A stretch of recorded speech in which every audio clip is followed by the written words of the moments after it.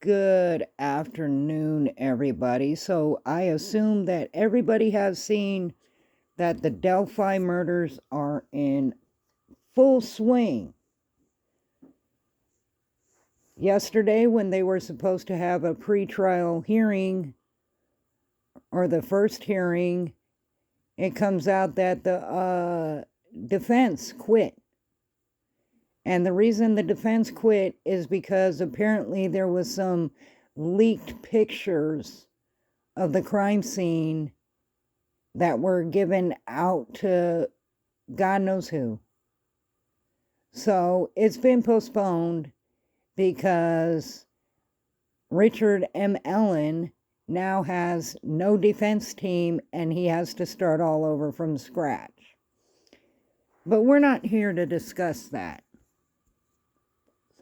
We're here to discuss this theory of the defense that it was caused and done, perpetrated by Odinites. Now, a lot of people don't know what Odinites are because it's an Old Norse / Viking religious belief in Odin, Freya, Thor, Loki, and the rest of them. You know, basically a real life belief in the gods that we see now in Marvel movies. Okay? So they're saying that the sticks were placed on the bodies in a ritualistic fashion, in a runic fashion. But when I researched these runes, I came to the knowledge that if in fact they were runes, they told a story as well. And it's not a pleasantly lit story towards the defense.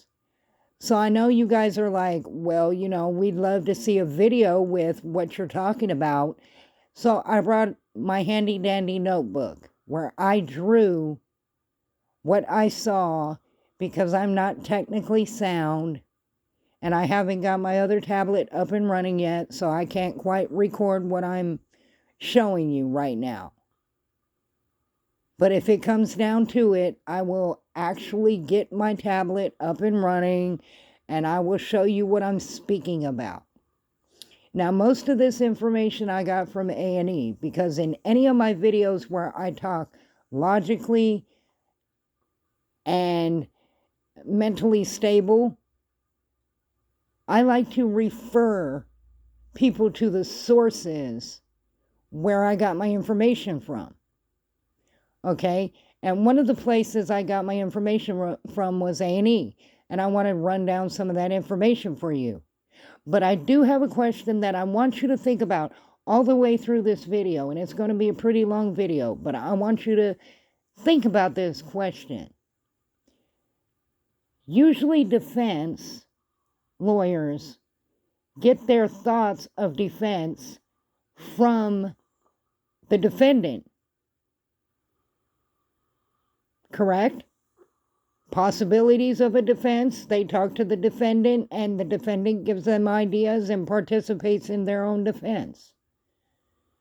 My question is, where did the defense come up with the brilliant idea of blaming Odinites and white supremacists?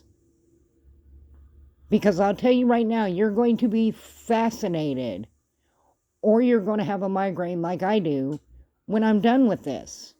Because I went through every single angle. Every single angle.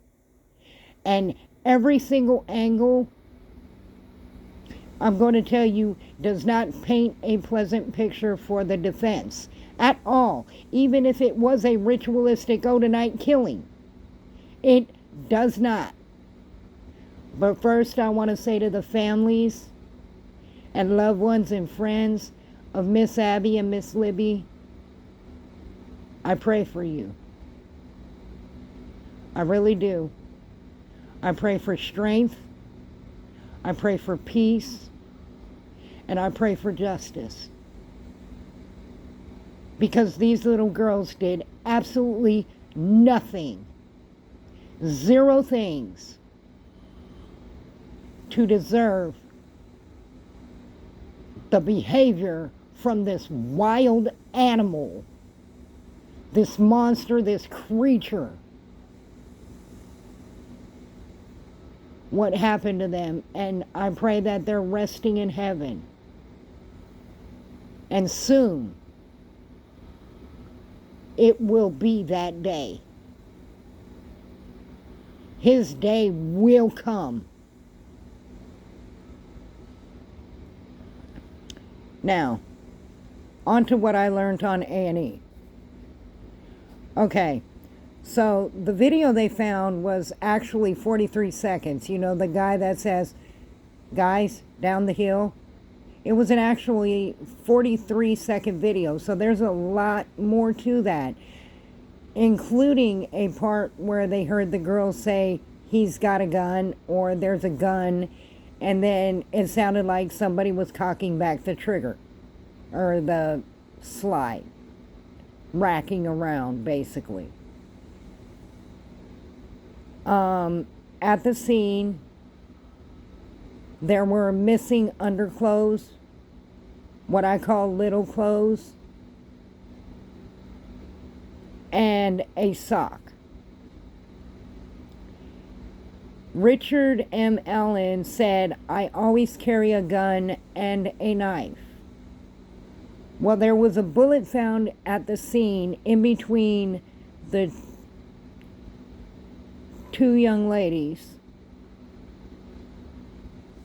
and they were murdered by a knife. That's in the release documentation that you could hear about on A&E again. Oh, I mean Court TV. I don't know if they're the same people, but on Court TV, you could hear about it with Vinnie. Now, what a cycle round is when you rack the slide, basically pull back the slide, and a bullet ejects. If there's a bullet in there or a casing, it will eject out of the gun to put another one in.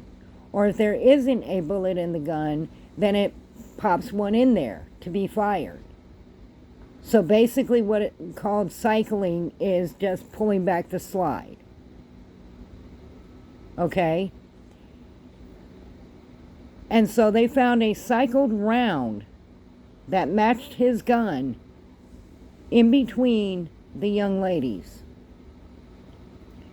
And what it matched wasn't what we normally hear of, you know, like a fired bullet, how we hear about the lands and the grooves and the striations and stuff like that. And it didn't match, the casing didn't match, you know, what we usually hear of as the firing pin hit in the back. What it matched was actually what's called the ejector, and that's the part that grips the bullet or the casing and throws it out of the gun. So it's like a claw that goes, picks it up and throws it out to empty the chamber so that a bullet could get in it.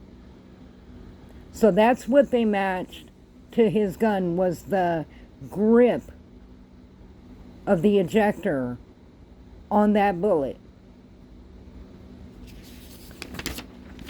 We got a lot of stuff to get through. Okay, and the evidence, again, with Vinnie, on Court TV,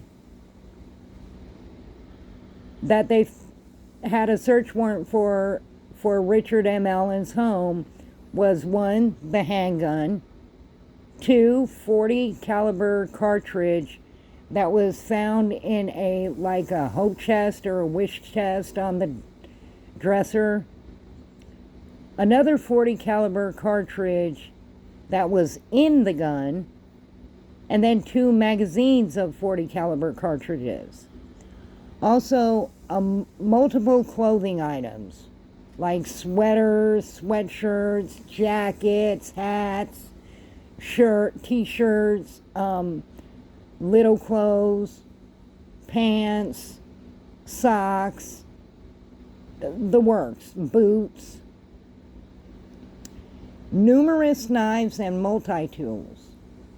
Now, people wonder what a multi-tool is. A multi-tool is like, the one with the can opener and the nail clippers and the pair of scissors and all that. That's a multi-tool.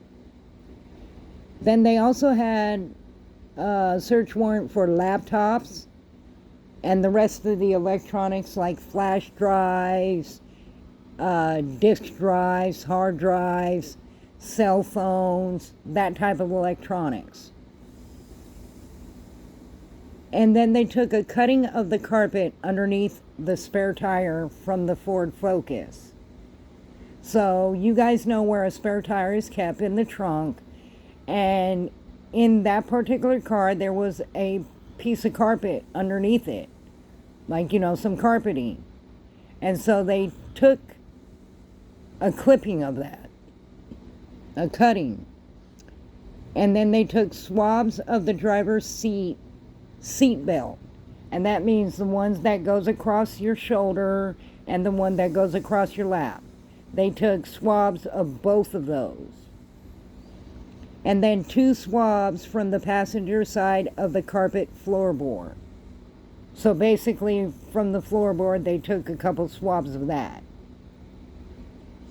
And again, I encourage you to keep up with Mr. Vinnie on Court TV, because he does have the latest and greatest of all the released evidence. He has people on his show that could talk about psychology,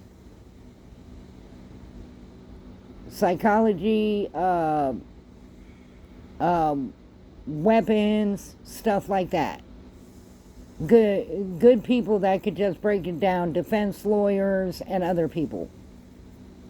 Now, but what we're here for today is to talk about what I titled the Odin BS. Because this is a complete disrespect and disregard to anybody that knows any Odinites. Odinites are very strong, very honorable, very good people. I would be remiss if I didn't tell you about sacrifices, because that's what they're saying that this was, a sacrifice to Odin and the crew. Okay? What happens during a sacrifice or a blot, I don't know how to pronounce it, it's B-L-O with an accent over it, T. It's called a blot. And usually they sacrifice animals and put them on display, have an altar and,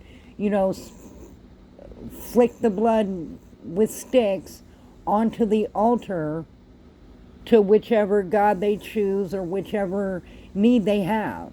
Like if they need to go to war, then of course they'd be asking Thor to help them out, or Odin to help them out.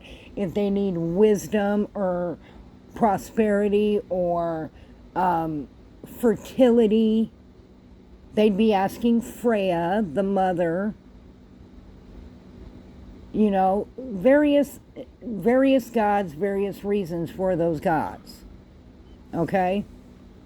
Now, the blots, though, are only done in 2 places. One place is at the magnate's house. So that would be like the leader's house, where they'll sacrifice the animal, put blood on the altar, and then they'll take it by a priest who will bless it, and then they'll cook it. And the priest will bless the steins, the mugs of beer, ale, whatever drink they're having that night, and also the sacrificed animals before they are cooked.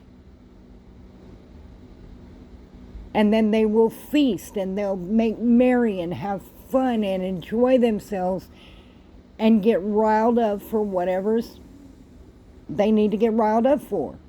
Feast before, feast after kind of thing.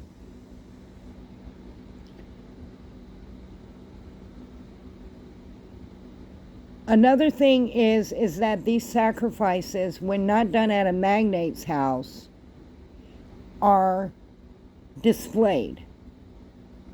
They're not discarded on the ground. They're not laid on the ground. They are either put on an altar or put on a wood structure for everyone to see. And they take pride in their sacrifices. Meaning, like, if a farmer was to sacrifice, let's say, to,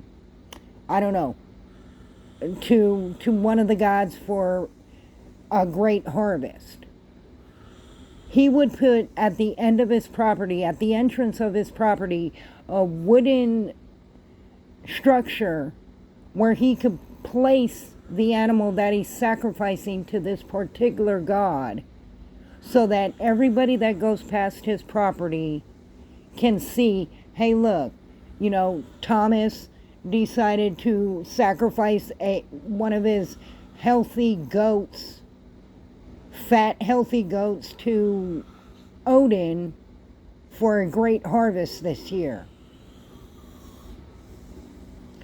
And I'm sorry about my husband snoring, but he's had a hard day, and, Sorry guys, I've been up since like 3. He wakes up every 3 or 4 hours. He's a veteran, so do forgive him for the snoring. I'll tap him on the head if it gets too loud.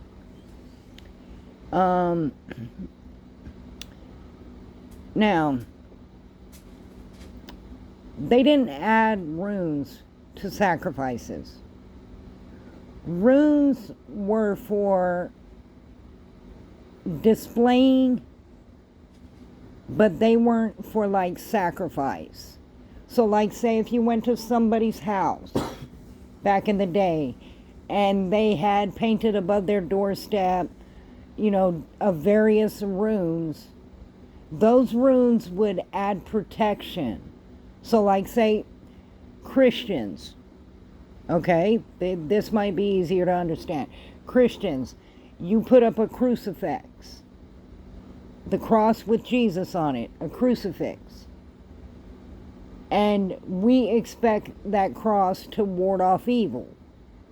That is what these that is what these runes do for Odinites.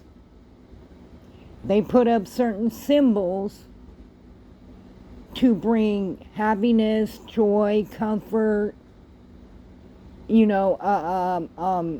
intelligence, wisdom, other things to their households, to their lives, or to ward off evil, or to give them strength through a difficult time, stuff like that. They're not used, for the most part, in sacrifices. Now, that's according to the National Museum of Denmark, that I got that information from, about the blots. Now, yes, they did sacrifice children, and, there's writings that they did sacrifice children and different types of animals and various other things of other natures, but it was the enemies that got sacrificed. So basically, unless this is what the defense is making me think, that unless they were enemies, mortal enemies, he would not have sacrificed humans to any of the quote-unquote Norse Viking gods, Odinite gods, unless they were, like wartime enemies. Like they were at war. So, now, we need to get with the Odinite alphabet. What these symbols mean, what they could possibly say. And this is what I've broken down because the things alone, the sticks alone, even the bodies alone, had zero meaning. But it could have been a combination of runes, a combination of symbols, what is called bind runes. Even though with the official bind runes, there were none that matched solely the sticks, solely the bodies, or even them put together. Okay? So we need to get that directly out of the way. But I did break it down and think, well, maybe it's a multitude of them. Maybe he's dumb and he doesn't know, hey, idiot, there's literally a symbol for that.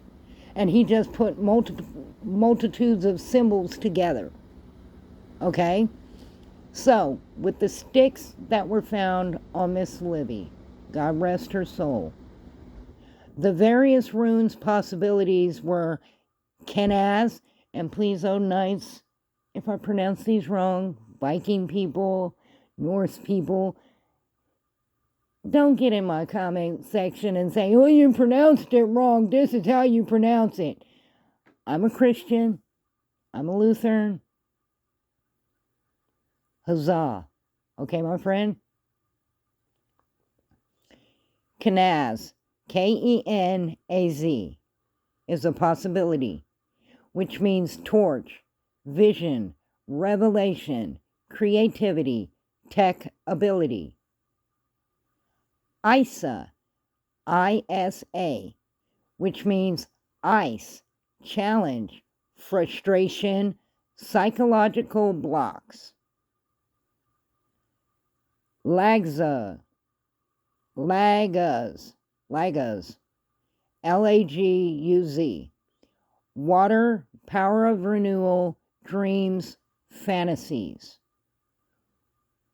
Wunjo, Wunjo, joy, comfort, pleasure. And the last possibility is Thurisaz, Thurisaz.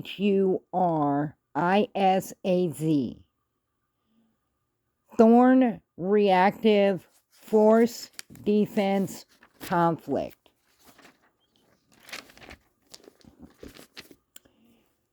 And then I went on to the position of her body. And the way that her body was positioned was one hand was touching the tree above her head, and one was down by her side.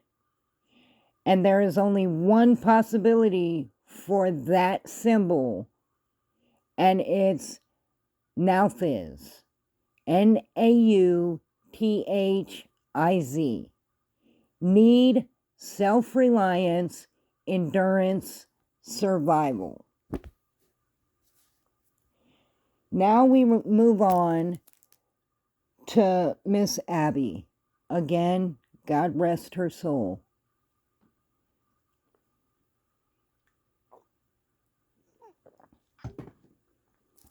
First, for the sticks. They were placed in an asterisk-like thing with two sticks coming off her head like they were horns or antlers. First possibility is Nauthiz, Nauthiz, need, self-reliance, endurance, survival. Gebo or Jibo, Gebo, gifts, relationships, sacrifice, exchanges, contracts, partnership. ISA, ISA, challenge, frustration, psychological blocks. And then above her head, like I found out, was sticks that either mimic horns or mocked, antlers coming out of her head. If you turn per throw to the side, lay it down, PERTHRO, it means die, DIE, cup, mysteries, secrets, occult abilities. Now, if you take it psychologically, it could also be either a crown or horns, which could symbolize that he liked or disliked her more than his other victim. And I believe they stated she was dressed in Miss Libby's clothes. And perhaps from the other symbols, Miss Libby gave him a hell of a fight. And so he wanted to disrespect her psychologically by leaving her indecent while Abby was clothed, or vice versa. Now, if we look at the body positioning of Miss Abby, the symbols that it could be is Algiz, ALGIZ, because both her hands were up near her head, and her right leg was bent at the knee with her ankle underneath her left leg, which was straight. The elk, protection, shield to ward off evil. Thurisaz, THURISAZ, thorn, reactive force, defense, conflict. Munjo, joy, comfort, or pleasure.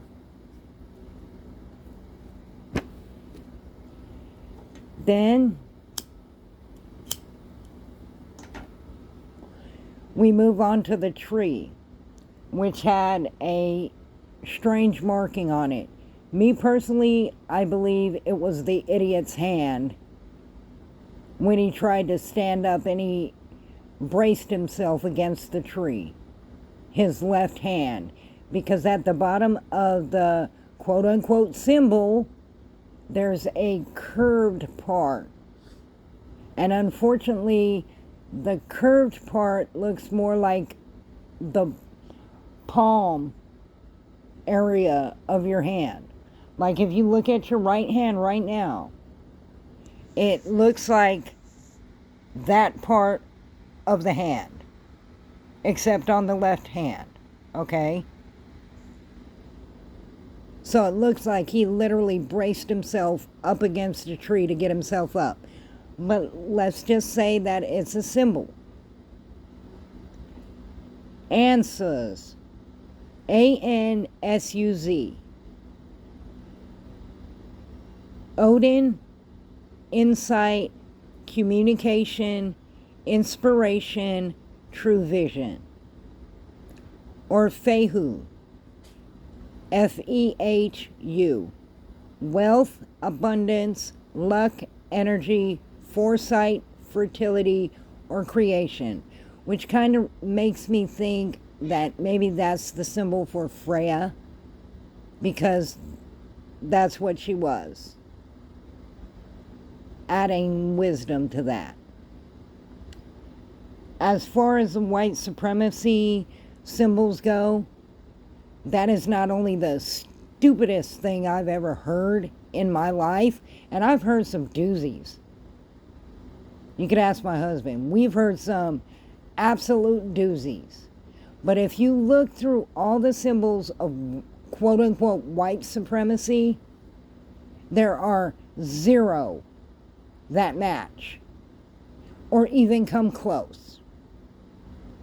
And it's even more stupid because the victims were white, the perpetrator was white, and they lived in a town that was a majority white. I mean, like a super majority white. So that in and of itself is idiotic, in my opinion. But now I'm going to go back because I did ask you.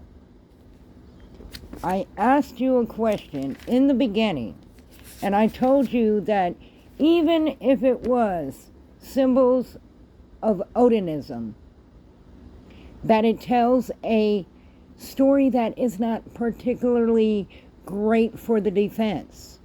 If you look at these symbols that they could be, altogether, I'm going to pick out some choice words. Revelation, challenge, frustration, psychological blocks, dreams, fantasies, pleasure, conflict, force, need, sacrifice, relationships, frustration, die, mysteries and secrets.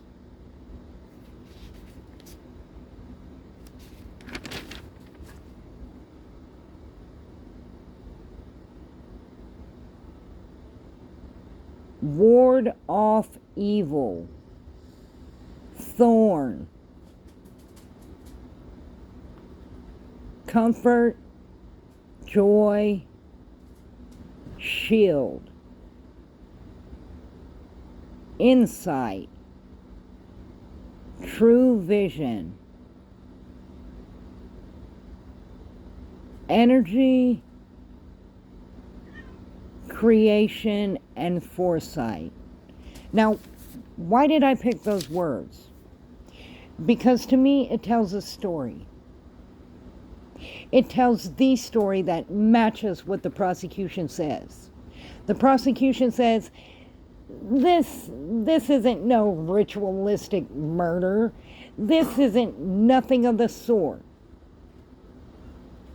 This is a nasty, filthy creature that hurt children in many ways, one of which I'm not even going to talk about. Y'all know what I'm talking about. And murdered them to keep them quiet because he literally worked at the pharmacy in the middle of town, dealt with everybody and their mama, their grandma, their grandpa,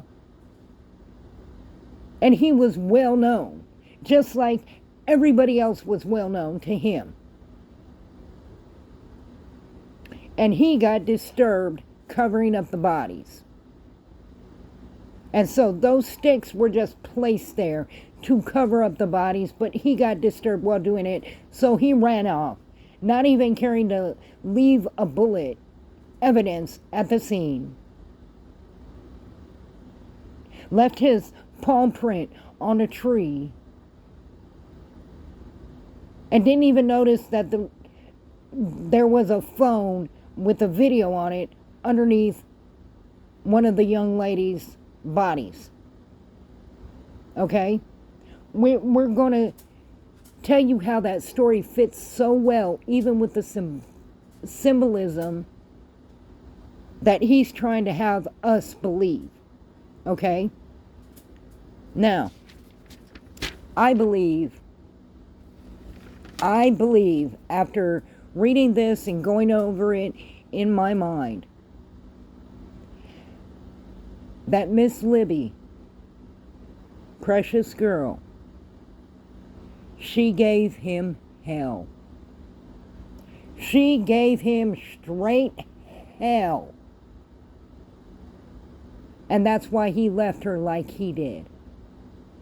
To disgrace her. So that whoever found her would be like, oh,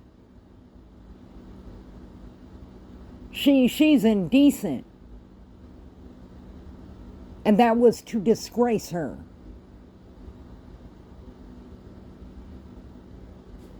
But I also believe through the symbols that she tried to defend her friend from this nasty and his secret desires, his needs, his wants that has been building in him for years, and that he kept a secret, kept under wraps. The nasty, filthy dog. And I'm sorry to all dogs out there. I don't mean to disrespect you. Nasty, filthy creature, monster. I believe she defended her friend. I believe that she gave him so much hell that the endurance for her survival and her self-reliance, she fought him tooth and nail and fought to defend her friend. Miss Abby, she offered her friend comfort, joy, love, probably even tried to sacrifice herself for her friend. Promised to keep it a secret because of that purse throw above her head.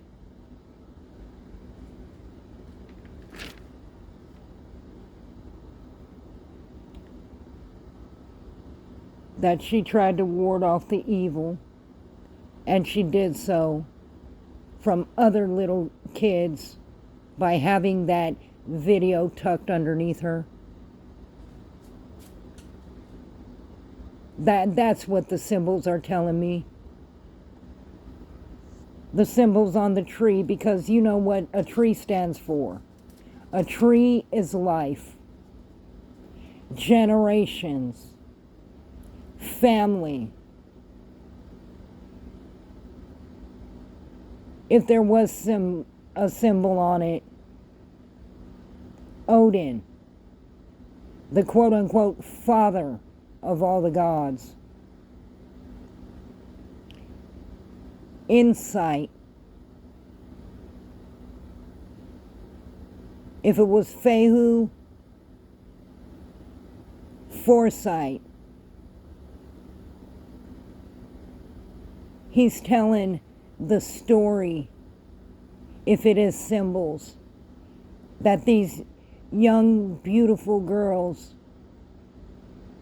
knew what was going to happen. And they fought with all they had, and they offered each other comfort and tried to defend each other.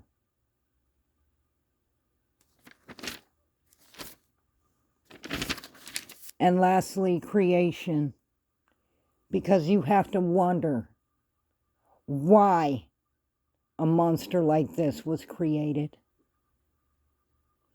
Which psychological block in his mind stopped him from seeing this was wrong,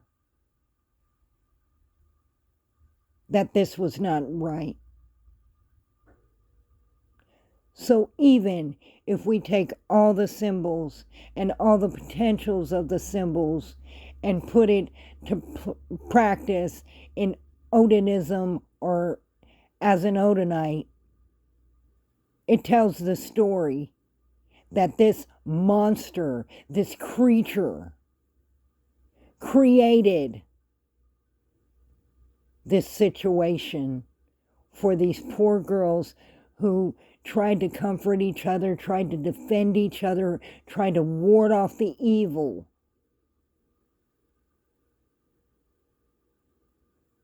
And the hate, the absolute disgusting secret that he was keeping, the need, the fantasies that he kept in his mind, locked away until this day. And that's why I say, even if those are Norse, Viking, Odinism symbols, they tell the same story that the prosecution tells. That he is a filthy, nasty creature that hurt these baby girls for no reason other than his own sick, perverse pleasure. And that they fought like the warriors that they are. And that Valhalla will have a celebration for them.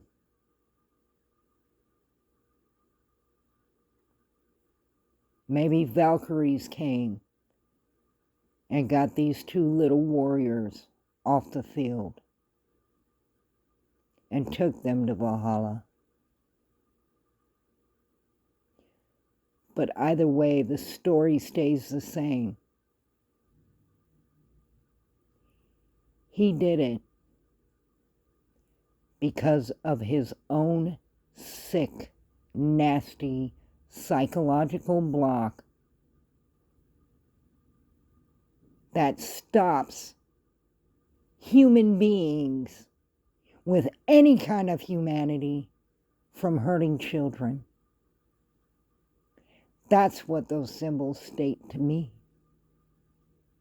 Same thing as the prosecution's story states.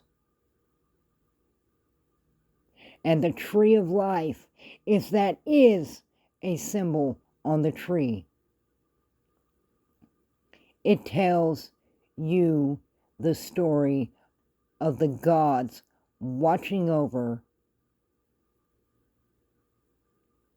these families who are suffering right now, giving them strength, compassion, love from all around the world.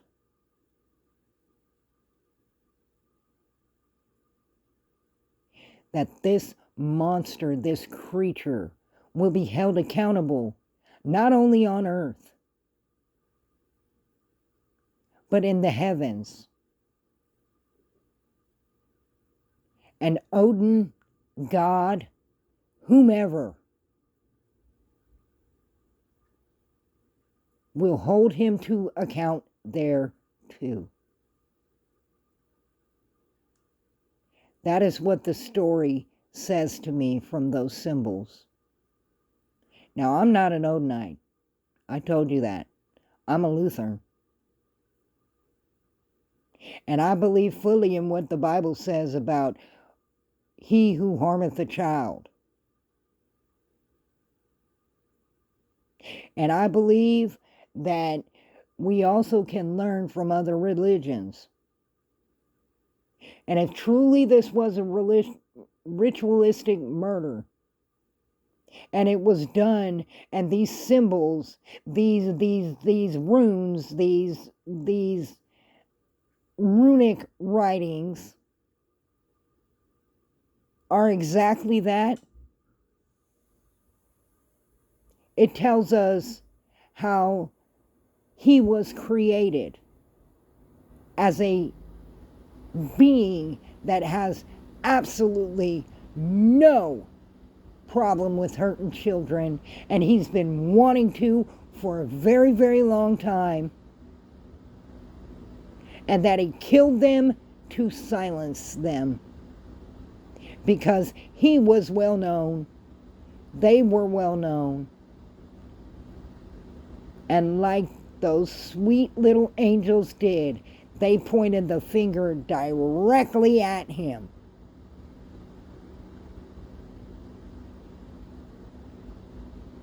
That little lady had the foresight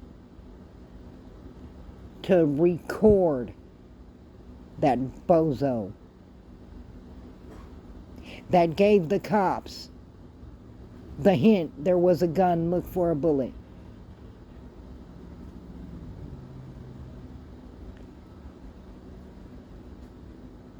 These symbols prove everything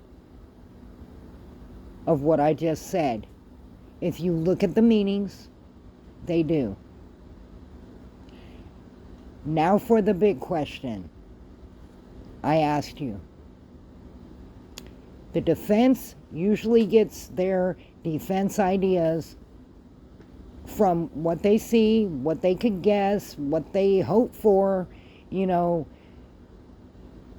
they pray that they have the gift of gab to convince 12 people, hey, this is what I think. But sometimes they also get defense ideas from the defendant. I wonder why they came out with this Odinism stuff. Because if you look at it straight on, without that thought, it looks like a guy put his hand on the tree with blood all over it to brace himself in getting up. He tried to cover up the bodies with brush and sticks and all that. But he got scared off, and that's why he didn't pick up that bullet or get that phone.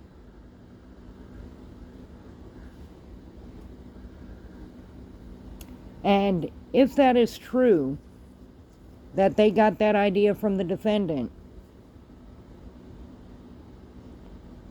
didn't have access to the crime scene photos or any of that stuff. How did he know that there were sticks placed certain ways? How would he even know that they might be symbols? Sticks placed on bodies. How did he know that? Was he told? Did he see crime scene photos? You got to ask yourself that. How did they even come up with that defense? To me, it seems a little too convenient. Oh, there's white supremacist people that took over the religion of Odinism. The first thing I Googled when I Googled Norse symbols that popped up was a connection with how white supremacists think that the religion of Odinism is only for white people.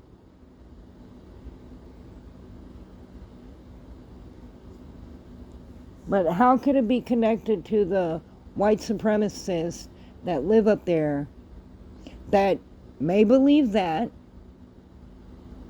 when the victims, the perpetrator, and the town were white? Now, if the victims were black, I could probably see that.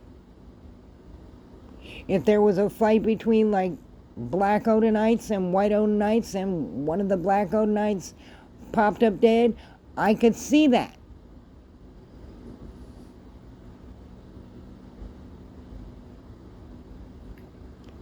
This is why I say The excuse is bullcrap. The fact of the matter is, this nasty, filthy creature has wanted to do something like this for a long, long time.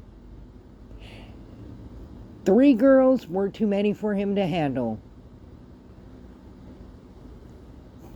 2 girls were not, because he always carried a gun, always carried a knife. He did it for his own nasty, perverse pleasure, then murdered them to keep it quiet because he was well known around town as well as they were. Simple fact of the matter. Run-of-the-mill creature crime. These 2 girls did not deserve that, and they do not deserve their memories being disrespected by some cockamamie defense. Oh, it was a religious ritual act. It was not. It was the actions of a disgusting puke monster that hurt them and then killed them to silence them. Then tried to cover up the crime and got disturbed. A, B, C, D. The most logical story is usually the one that's real. But even if there was symbolism, it tells the same exact story. And that's real with Robo.